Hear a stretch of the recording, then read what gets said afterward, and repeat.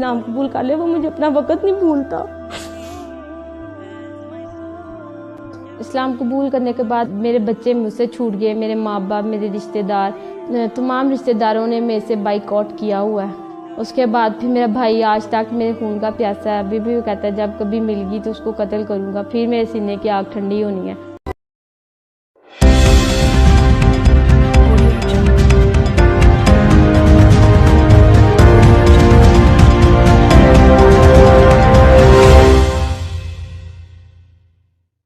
अस्सलाम वालेकुम फ्रेंड, मेरा नाम है चांद बीबी और आप देख रहे हैं रिवर्टेड मुस्लिम स्टोरी।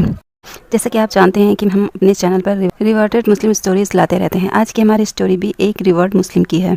आज की मेरी स्टोरी जिस बहन की है, इन्होंने इस्लाम कबूल किया है और वो अब पूरी तरह से इस्लाम को फॉलो कर रही हैं, लेकिन कुछ शैतान सिफत लोग उन्हें परेशान कर रहे हैं और उनकी फैमिली को भी परेशान कर रहे हैं और कह रहे हैं कि इन्हें ज़बरदस्ती इस्लाम कबूल करवाया गया है गन की नोक पर।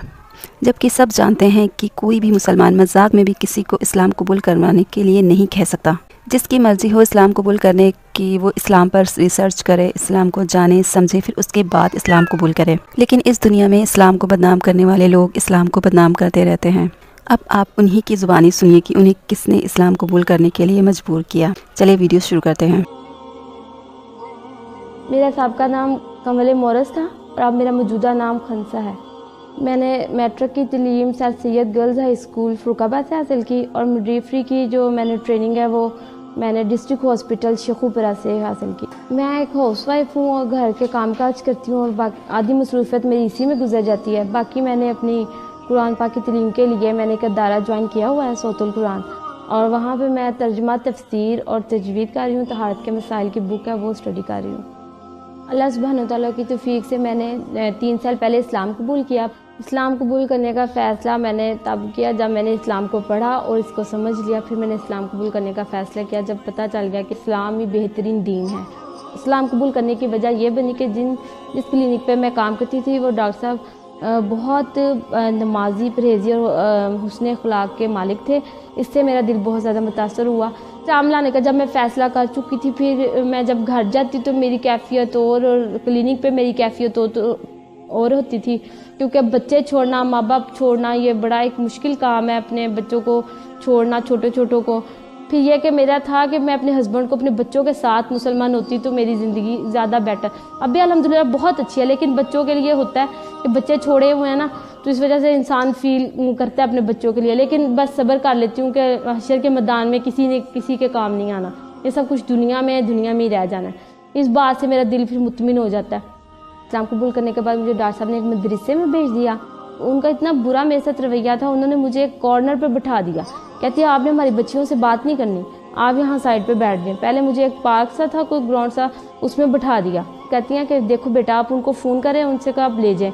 उनका जो रवैया था मेरे साथ बहुत गलत था वो, और मैं चाहती हूँ कि ऐसा नहीं होना चाहिए। ये मेरा पैगाम भी है कि जब कोई आए उसको इतना अच्छा डील करें, अपना इतना अच्छा अखलाक दें कि आपके अखलाक की वजह से वो इंसान इस्लाम कबूल कर ले, वो मुझे अपना वक़्त नहीं भूलता।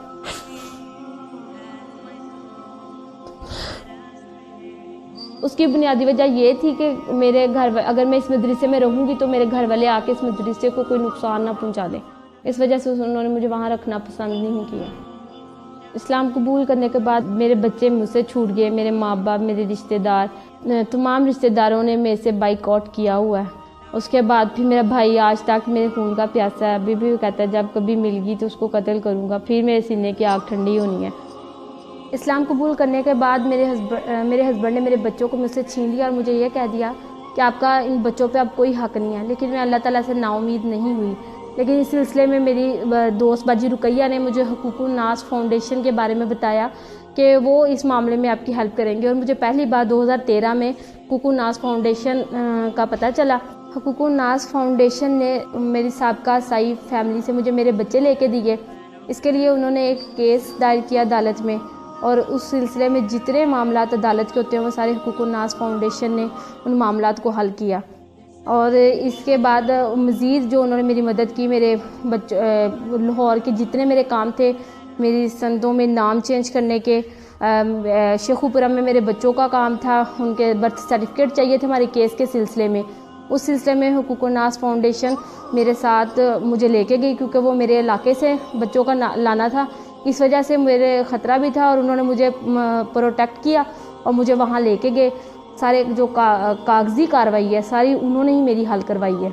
हुकूकुल नास वेलफेयर फाउंडेशन ने मेरे बच्चों की तालीम तरबियत में भी मेरी मदद कर रही है और मेरे कारोबार में भी इन्होंने मेरी हेल्प की है। मैं समझती हूँ हुकूकुल नास वेलफेयर फाउंडेशन सही मानों में न्यू मुस्लिम के साथ मदद कर रही है और मज़ीद अल्लाह ताला इनको तौफीक अता फरमाए, मेरे जैसी न्यू मुस्लिम बहनों के सर पे ये दस्ते शफ़क़त का हाथ रखे, उनकी रहनुमाई कर सके और उनके साथ इसी तरह ताउन करें जिस तरह मेरे साथ ताउन किया है।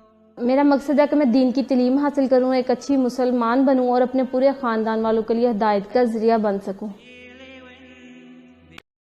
दोस्तों आपने वीडियो देखा, अगर आपको वीडियो पसंद आई हो तो वीडियो को लाइक और ज़्यादा से ज़्यादा फैमिली और फ्रेंड के साथ शेयर कीजिएगा। चैनल पर नए हैं तो चैनल को सब्सक्राइब कर बेल आइकन ज़रूर दबा दीजिएगा ताकि हमारी हर आने वाली वीडियो की नोटिफिकेशन आपको सबसे पहले मिले।